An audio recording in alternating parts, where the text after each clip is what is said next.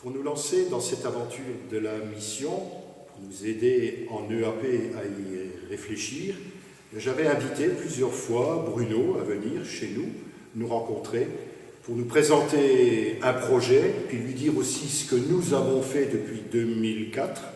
Et ensuite, après, il nous a aidés. Je crois que ça nous a été profitable, puisqu'on a lancé la mission de 2010, grâce à lui.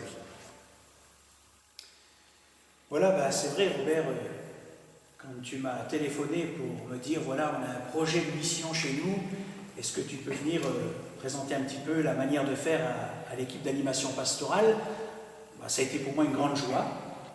D'abord de travailler avec un confrère, ça c'est bien, et puis de revenir ici parce que je connaissais déjà un petit peu les personnes.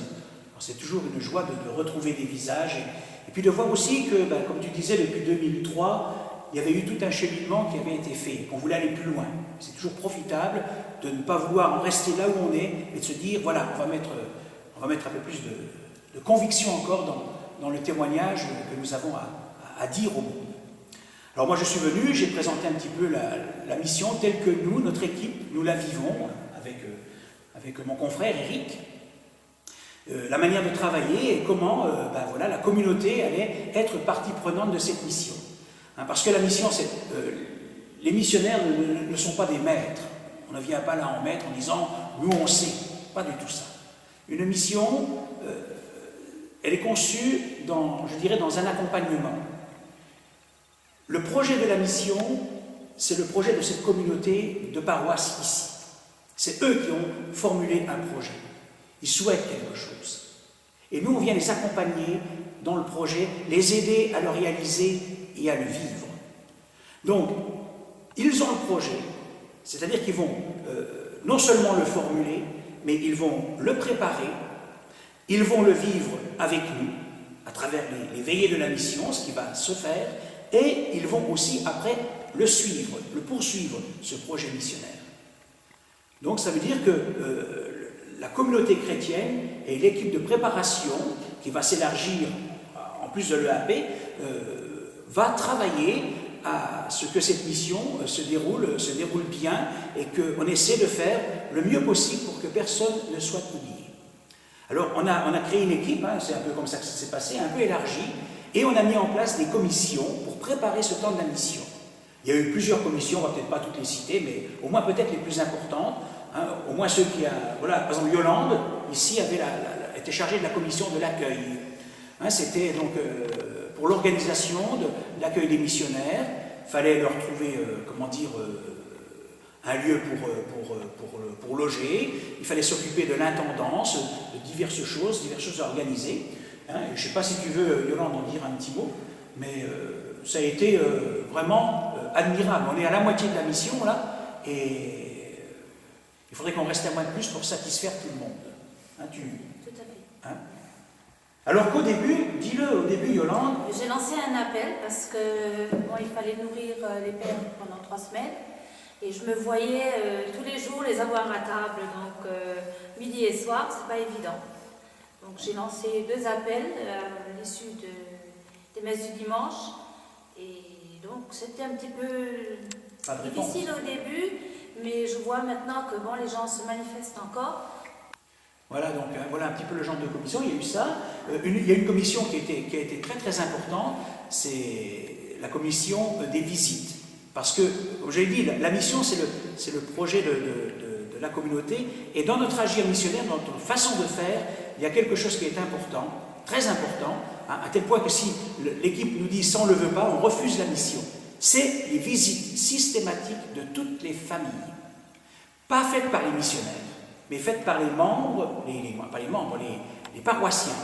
Donc tous ceux qui le souhaitent vont aller visiter toutes les familles pour porter l'invitation de la mission.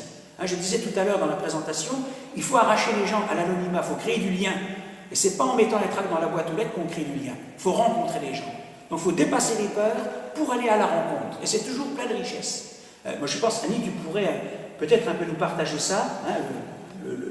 Comment tu as vécu, parce qu'elle était chargée de la responsabilité donc, de cette commission des visiteurs, trouver des personnes qui osent se dépasser pour aller faire des visites, porter l'invitation de la mission. Oui, c'était une sacrée aventure parce qu'il fallait convaincre des adultes qui avaient beaucoup de bonne volonté mais qui n'osaient pas. Donc on s'est retrouvés à plusieurs reprises pour en parler.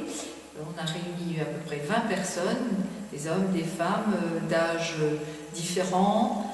Et ça a été déjà une aventure, ça aussi, qu'on a partagé ensemble avec nos compétences. On s'est mis parfois par deux, parfois seuls, pour faire les rues de la cité, les rues des villages. Et on a rencontré des gens. Là où on pensait au départ trouver porte close, et curieusement, il y a eu une porte ouverte. Et parfois, là où on s'attendait à une porte ouverte, on n'a pas forcément eu cette porte ouverte. Donc, comme quoi, cette mission réserve bien des surprises, mais surtout aussi des moments de partage, des moments d'écoute. Et je pense que les gens qu'on a rencontrés, maintenant on y met un visage, on y met parfois un nom, et ça créera peut-être des liens ultérieurement pour le futur de nos paroisses.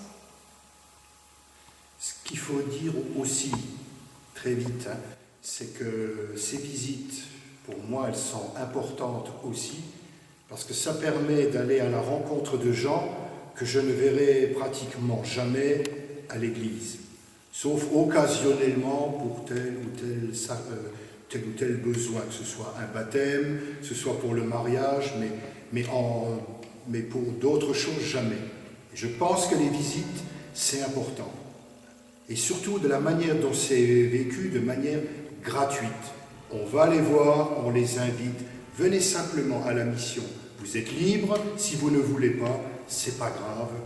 On ira rendre visite à d'autres gens. Mais moi, j'ai eu des témoignages de gens qui ont visité et qui ont été, comme tu le dis, surpris de ce que des personnes que l'on ne soupçonne pas seraient capables de vivre.